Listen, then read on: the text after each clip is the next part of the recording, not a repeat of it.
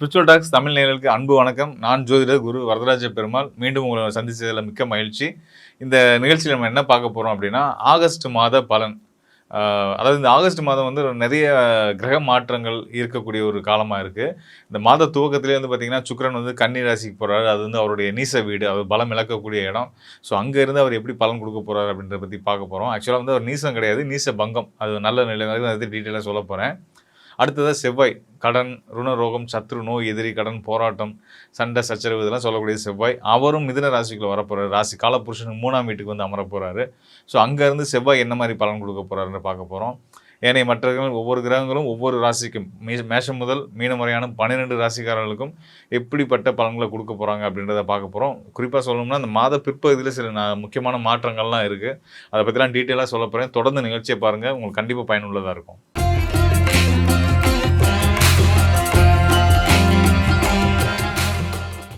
தனுசு ராசி அன்பர்களுக்கு இந்த ஆகஸ்ட் மாதம் துவக்கமே ரொம்ப சிறப்பாக இருக்க போகுது. காரணம் என்ன அப்படின்னு கேட்டிங்கன்னா, உங்கள் ராசிக்கு யோகஸ்தான அதிபதியான 5ஆம் இடம். யோகஸ்தானம்ன்றது 5ஆம் இடம்.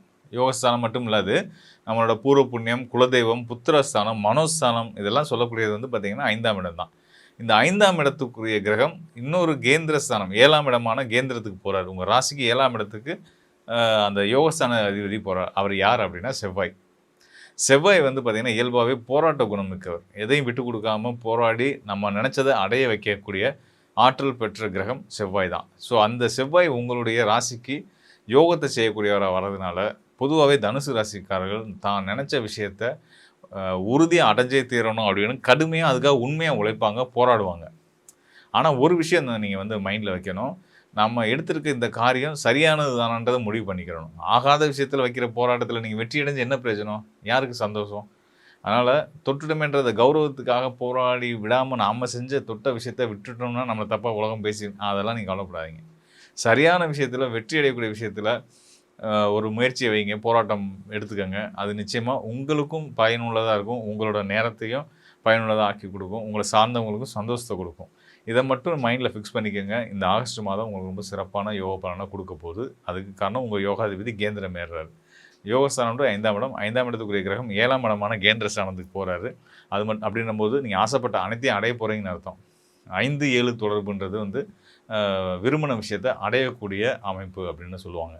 ஸோ அப்போ இது காதலாக இருக்கலாம், தொழிலாக இருக்கலாம், நீங்கள் உங்களுக்கு மனசுக்கு பிடிச்ச படிப்பாக இருக்கலாம், நீங்கள் ஒரு வண்டி வாகனம் வாங்குறதா கூட இருக்கலாம். அது எதுவாக இருந்தாலும் எது ஆசைப்பட்டீங்களோ அதை அடையக்கூடிய நேரம் வந்துருச்சு. ஆகஸ்ட் மாதம் துவக்கத்திலே வந்துருச்சு. ஆகஸ்ட் மாதம் 1ஆம் தேதி உள்ளே வந்துட்டார். செவ்வாய் வந்து 7ஆம் இடத்துக்கு வந்துட்டார். ஸோ 7ஆம் இடம்ன்றது கலத்திர ஸ்தானம் இல்லையா? அதுபோல் 5ஆம் இடம் மனோஸ்தானம். 5ஆம் இடமும் கலத்திர ஸ்தானமும் தொடர்புடும் போது காதல், திருமணம், காதல் கைகூடக்கூடிய ஒரு காலமாகவும் இந்த நேரம் இருக்க இந்த ஆகஸ்ட் மாதம் இருக்க போகுது. ஆக உள்ளபடியே சொல்லணும்னா தனுசு ராசிக்காரர்களுக்கு இது யோகமான ஒரு காலம்னே சொல்லலாம். அது மட்டும் இல்லாமல் உங்கள் ராசிக்கு 3ஆம் இடத்துல ராகு இருக்கார். ராகு வந்து இயற்கை அசுப கிரகம். 3ஆம் இடத்துல இருக்கிறது நல்லது. 3ஆம் இடத்துல இருந்து அவருடைய அதாவது 3ஆம் இடம்ன்றது உபஜய ராசி, வெற்றிக்கு உதவக்கூடிய ஸ்தானம். வெற்றிக்கு உதவக்கூடிய ஸ்தானத்தில் இருந்து ராகு உங்களுடைய ஒவ்வொரு செயல்லையும் உங்களை அடுத்த கட்டத்துக்கு நகர்த்திட்டு தான் இருப்பார். அது மட்டும் இல்லாமல் உங்கள் ராசிக்கு 7ஆம் இடத்துல இருக்கக்கூடிய செவ்வாய் இருக்கார் இல்லையா, அந்த செவ்வாய்க்கு திரிகோண தொடர்பில் ராகு வந்துடுறாரு. ராகு இருக்கக்கூடிய ஸ்தானத்துலேருந்து 5ஆம் இடத்துல செவ்வாயும், செவ்வாய் இருக்கிற இடத்துலேருந்து 9ஆம் இடத்துல ராகுவும், அதாவது ஒரு முக்கோணத்தோட 2 புள்ளியில் இந்த கிரகங்கள் இணைகிறாங்க. ஸோ அப்போ வந்து பார்த்திங்கன்னா நம்ம முதலில் சொன்ன மாதிரி மனோஸ்தானம், மனம் விரும்பினதை அடையக்கூடியது 7ஆம் இடத்துக்கு போகிறதுனால, அதே மாதிரி 3ஆம் இடம்ன்றது நம்மளுடைய முயற்சி, ஆசை, விருப்பம், தைரியம், வீரியம் எல்லாத்தையும் சொல்லக்கூடிய ஸ்தானம். அப்போ அந்த அடிப்படையிலையும் அவர் 7ஆம் கேந்திரம் ஏறுறது உங்களுக்கு பலம் தான். ஸோ இந்த வகையிலெல்லாம் நீங்கள் என்னென்ன ஆசைப்பட்றீங்களோ அது எல்லாத்தையும் வாரி எடுத்து போட்டுக்கிற மாதிரி நம்ம ஒரு விஜய் சேதுபதி ஒரு படத்தை எப்படிப்பா கொண்டு அது அள்ளிட்டு வந்தீங்கன்னு சொல்லுவார் இல்லையா? ஸோ அந்த மாதிரி நீங்கள் என்னென்ன ஆசைப்பட்டீங்களோ அது எல்லாத்தையும் அள்ளி அடையக்கூடிய ஒரு அற்புதமான காலமாக இருக்குது. இது வந்து கோச்சாரப்படி ராசி அடிப்படையில் உங்கள் ராசிக்கு கிரக நிலைகள் இவ்வளோ சிறப்பாக இருக்குது. இதை விட இன்னும் ஒரு சிறப்பு நம்ம ஏற்கனவே உங்களுக்கு தெரிஞ்சது தான். குரு வந்து ராசிக்கு 8ஆம் இடத்துல இருக்கார், உச்ச பலம் பெற்றிருக்காரு. அந்த குரு யார் அப்படின்னா உங்களுடைய ராசி அதிபதி. இந்த ராசி அதிபதியே வந்து அவர் வந்து ராசிக்கு 8ஆம் இடத்துல உங்கள் ராசிக்கு பாகிஸ்தான் அதிபதியான சூரியனுடையும் புதனோடையும் சேர்ந்துருக்கார். தொழில்காரனும் கலத்திரக்காரனுமான புதனோடையும் சேர்ந்துருக்காரு. ஸோ அப்போ இந்த 8ஆம் இடத்துல ராசிநாதன் போனதுனாலையும் அவரோட சூரியன் புதன் சேர்ந்ததுனாலையும் உங்களுக்கு உள்ளூரோட வெளியூரில் மதிப்பு கூடும், செல்வாக்கு கூடும், பொருளாதாரம் கூடும், சம்பாதித்தியம் கூடும் அப்படின்றத நான் சொல்லியிருந்தேன். ஸோ அது இப்போயும் சொல்கிறேன், அது எப்போயுமே தொடர தான் போகுது. அது மட்டும் இல்லாமல் 4ஆம் கேந்திரமான, அதாவது உங்கள் ராசியிலேருந்து 4ஆம் வீடுன்னு சொல்லக்கூடிய மீன ராசி, மீன ராசியில் சனி இருக்கார். அர்த்தாஷ்டம சனி, அஷ்டம சனியில் பாதி. அது சின்ன சின்ன தொந்தரவுகளை கொடுக்க தான் செய்யும். அது ஒன்றும் பெரிய விஷயம் கிடையாது. பயப்பட வேண்டாம், கவலைப்பட வேண்டாம். குருவோட அருள் இருக்குது, குருவோட பார்வை இருக்குது சனிக்கு. அப்போ நீங்கள் எதுக்கு பயப்படணும்? உங்கள் ராசிநாதனோட கண்ட்ரோலில் தான் உங்களோட எதிரியே இருக்கார். உங்கள் பார்வையில் தான், உங்கள் பிடியில் தான் உங்களோட எதிரியே இருக்கான். அப்படின்ற மாதிரி சனி வந்து உங்களுக்கு நிச்சயமாக ஒரு துளியோட தொந்தரவு பண்ணாது அப்படின்னு எடுத்துக்கங்க. தைரியமாக இருங்க, நிச்சயமாக பல நல்ல யோகங்கள் கிடைக்க போகுது. அதோட இன்னும் ஒரு சிறப்பு இருக்குது. இந்த மாதம் துவங்கும் போதே வந்து பார்த்திங்கன்னா சுக்கிரன் வந்து உங்களுடைய தொழில் சாணத்துக்கு வர்றாரு, 10ஆம் இடத்துக்கு வர்றாரு. என்னதான் உங்களுடைய ராசிநாதனுக்கு பகையாக இருந்தாலும், உங்கள் ராசிநாதன் தேவகுரு வியாழன், சுக்கிரன் வந்து அசுரகுரு அவர். ஸோ அப்போ தேவகுருக்கும் அசுரகுருக்குமான முரண்றது இருக்க தான் செய்யும். இருந்தாலும் கூட நல்ல நிலைகளில், கிரக நிலைகளில் இவங்க 2 பேரும் இணைவு பெறும்போது, தொடர்பு வரும்போது நல்ல பலன்கள் கொடுப்பாங்க. அந்த வகையில் உங்கள் ராசிக்கு 6க்கும் 11க்கும் அதிபதி யாருன்னா சுக்கிரன். 6ஆம் இடத்துக்கும் 12ஆம் இடத்துக்கு அதிபதியாக வந்து அவர் 10ஆம் இடமான தொழில் ஸ்தானத்தில் வந்து கன்னி ராசியில் அமரும் போது அந்த சுக்கிரன் வந்து நீசம் அடைவார்னு சொல்லுவாங்க இல்லையா? அந்த நீசம் இங்கே ஆகலை. அவர் வந்து நீச பங்கம் ஆறாரு, நீசம் பட்டு பங்கம் ஆறாரு. நீசம்ன்றது கெடுறது, 0 பலத்துக்கு போகிறது. 0 பலத்துக்கு போய் மீண்டும் பலம் பெறுற நிலை தான் நீச பங்க ராஜயோகம்னு சொல்லுவோம்.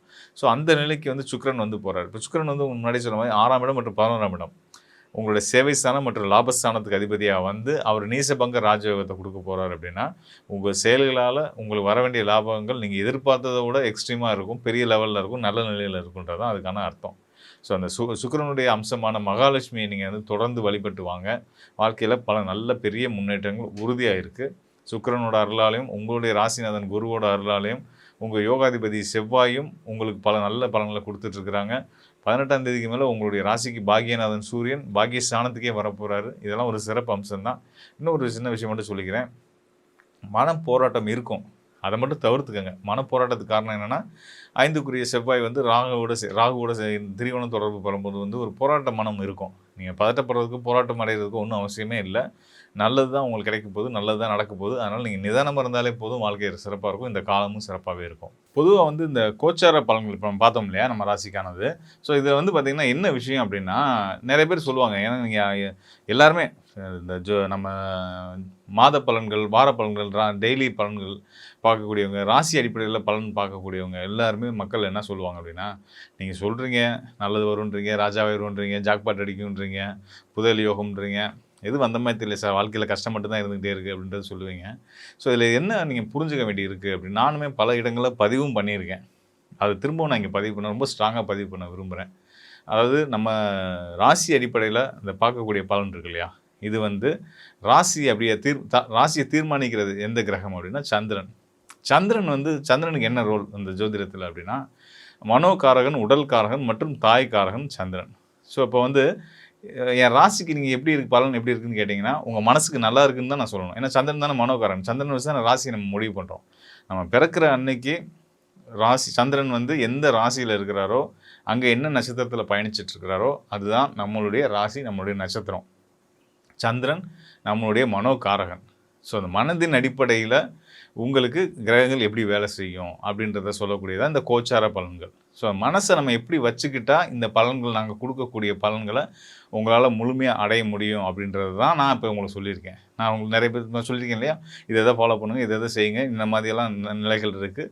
ஸோ இதெல்லாம் ஃபாலோ பண்ணிங்கன்னா வாழ்க்கையில் சக்ஸஸ்ஃபுல்லாக ஹாப்பியாக இருக்கலாம்னு சொல்லியிருக்கேன் இல்லையா. ஸோ இதுதான் விஷயம். அதுதான் உங்கள் மனசை நீங்கள் வந்து நான் சொன்னதுக்கு ஏற்ப தயார்படுத்திக்கிட்டீங்க அப்படின்னா, நான் சொன்னதுக்கு ஏற்பன்றதை கூட விட்டுருங்க. உங்கள் மனசை பாசிட்டிவாக வச்சுக்கோங்க. உங்கள் மனசை பாசிட்டிவாக வச்சுக்கிட்டிங்கன்னா, நேர்மறையான சிந்தனைகளை வச்சுக்கிட்டிங்கன்னா, உங்கள் வாழ்க்கையில் எப்போயுமே மகிழ்ச்சியும் சந்தோஷமும் இருக்கும்.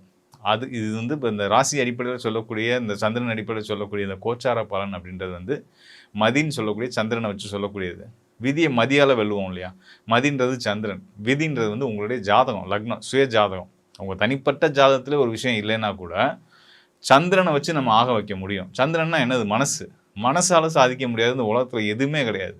அதனால் உங்கள் மனசை நீங்கள் முதல் ஸ்ட்ராங்காக நம்புங்க. மனசை சரியான நிலையில் வச்சுக்கோங்க. மனப்பதட்டமோ, மனக்கவலையோ, மன சங்கடங்களோ எதுக்கும் ஆளாகாதீங்க. வாழக்கூடியது சின்ன வாழ்க்கை. இந்த வாழ்க்கையை எப்படி மகிழ்ச்சியாக வாழலாம், போட்டி, பொறாமை, வஞ்சம் இது எதுவுமே இல்லாமல் நான் வாழ வந்த வாழ்க்கையை ஹாப்பியாக வாழ்வேன், யாருக்கும் இடையூறு இல்லாமல் சந்தோஷமாக இருப்பேன் அப்படின்னு மைண்ட் செட் பண்ணிவிட்டு உங்களுக்கு பிடிச்ச விஷயத்தை செஞ்சுட்டு உங்களை ஹாப்பியாக வச்சுக்கோங்க முதல். அதுக்கப்புறம் மற்றவங்க ஆட்டோமேட்டிக்காக நீங்கள் ஹாப்பியாக இருந்தீங்கன்னா உங்கள் சுற்றி இருக்கவங்க ஹாப்பி ஆகிடுவாங்க. ஸோ இதுதாங்க விஷயம். அதுதாங்க மனசை புரிஞ்சுக்கிட்டா, நம்ம புரிஞ்சுக்கிட்டோம்னாலே வாழ்க்கை சிறப்பாயிருன்றது தான் உண்மை. அதன் அடிப்படையில் தான் உங்களுக்கு இந்தந்த நேரத்தில் இப்போ உதாரணத்துக்கு இன்னும் தெளிவாக சொல்லணும் அப்படின்னா, ஒரு சைக்காலஜி இப்போ இன்றைக்கி சைக்காட்ரிஸ்ட் இருக்காங்க இல்லையா, அவங்க வந்து ஒருத்தரோட நடவடிக்கையை வச்சு அவருக்கு இந்த மாதிரி விஷயங்கள் வந்து நடந்துட்டு இருக்குன்னு சொல்லுவாங்க. ஒருத்தருக்கு இந்த மாதிரி நடவடிக்கைக்கு போவாங்க அப்படின்னு சொல்கிறது தான் ஜோதிடம். சைக்காலஜிக்கும் ஜோதிடத்துக்கும் பெரிய வித்தியாசம்லாம் கிடையாது. ஒருத்தவங்க நடந்துக்கிற முறையை வச்சு இப்படிலாம் பண்ணுறாரா, அப்போ அவருக்கு இந்த நோய் இருக்குது, இந்த மருந்து சாப்பிடுங்க, இதை செய்யுங்கன்னு சொல்லுவாங்க, இந்த ப்ராக்டிஸ் பண்ணுங்கன்னு சொல்லுவாங்க இல்லையா. ஒருத்தர் ஏன் அப்படிலாம் நடந்துக்கிறாருன்னு சொல்கிறது தான் ஜோதிடம். ஒரு ஒரு ஒரு எனக்கு வந்து யாரோ பேசுகிற மாதிரி காதில் கேட்குது, இல்லாத ஒரு விஷயத்த நடக்கிற மாதிரி அவங்க ஃபீல் பண்ணுறாங்க, இது அப்படின்னா அது வந்து அதுக்கு ஒரு பேர் வந்து சைக்காலஜியில் சொல்லுவாங்க இல்லையா. ஸோ அது மாதிரி ஜோதிடத்தில் அதுக்கான காரணத்தை நம்ம சொல்லுவோம். சனி சந்திரன், கர்மகாரகன் சனி, மனோகாரகன் சந்திரன், இவங்களாம் கனெக்ட் ஆகும்போது அந்த ஜாதகருக்கு வந்து இந்த மாதிரியான விஷயங்கள்லாம் ஏற்படும். அது இன்னும் நிலைகள் அது இதுன்னு நிறைய விஷயங்கள் இருக்குது. அதெல்லாம் வச்சு இன்னும் இன்டெப்த்தாக நம்ம வந்து எடுத்து பலன் சொல்ல முடியும். ஸோ அப்படி தான் சொல்லிகிட்டு இருக்கோம். ஸோ அதெல்லாம் இதுதான் விஷயம். அதுதான். ஸோ அதனால் வந்து மனசை சரியாக வச்சுக்கிட்டா வாழ்க்கையில் எந்த சூழலையும் வெற்றி அடையலான்றதை மட்டும் ஆழமாக பதிய வச்சுக்கோங்க. அந்த அடிப்படையில் நான் உங்களுக்கு கொடுத்துருக்கக்கூடிய பலன்கள் உங்களுடைய ராசிக்கு தனிப்பட்ட முறையில் சொல்லக்கூடியது. இது பொதுவாக உலகியல் கிரக அமைப்புகளை பார்க்கும்போது வரக்கூடிய காலங்களில் நிறைய பிரச்சனைகளும் போராட்டங்களும், அரசுக்கும் மக்களுக்கும் எதிரான போராட்டங்களும், அப்புறம் பொதுவாக வந்து பார்த்திங்கன்னா குடும்பத்துக்குள்ளே தலைவன் தலைவிக்குமான போராட்டங்கள், அப்பாவுக்கும் பிள்ளைக்குமான போராட்டங்கள், இப்படியெல்லாம் இருக்கக்கூடிய ஒரு நிலை இருக்குது. இதெல்லாம் தவிர்த்து நிம்மதியாக சந்தோஷமாக இருக்கிறதுக்கு என்னென்னமோ செய்யணுமோ அதை செஞ்சால் போதும். அதுக்கு உங்களுக்கு இன்னும் மேலும் கூடுதலான உங்களை பற்றி தெளிவாக தெரிஞ்சுக்கணும்னு விரும்புகிறீங்க, உங்களை பற்றி அப்படின்னா உங்களுடைய சுய ஜாதகம் பற்றி, உங்களோட ராசி அடிப்படையில் உங்களுக்கான இந்த ஆகஸ்ட் மாதத்துக்கான பலனை கொடுத்தாச்சு. இன்னும் அடுத்தடுத்து வரக்கூடிய காலம் எப்படி இருக்குது, என்னோட தனிப்பட்ட ஜாதகத்தில் எனக்கு நேரம் எப்படி போயிட்டுருக்கு, என்னோட கிரக நிலைகள் எப்படி இருக்குது, இதெல்லாம் பற்றி டீட்டெயிலாக தெரிஞ்சு உங்களோட அடுத்தடுத்த ஸ்டெப்பை சரியான பாதையில் கொண்டு போய் உங்களோட வாழ்க்கையை சரியான முறையில் கொண்டு போய் வெற்றி அடையணும்னு விரும்புகிறீங்க, உங்களுக்கு நல்ல தெளிவு வேணும்னு நினச்சிங்க அப்படின்னா இந்த டிஸ்பிளேல இருக்க என்னுடைய எண்ணுக்கு தொடர்பு கொள்ளுங்க. நிச்சயமாக உங்களுக்கு வழிகாட்டுறேன். மீண்டும் ஒரு நல்ல நிகழ்ச்சியில் சந்திப்போம் நண்பர்களே. தைரியமாக சந்தோஷமாக இருங்க. வாழ்க்கை இனிமையாக இருக்கும். நன்றி, வணக்கம்.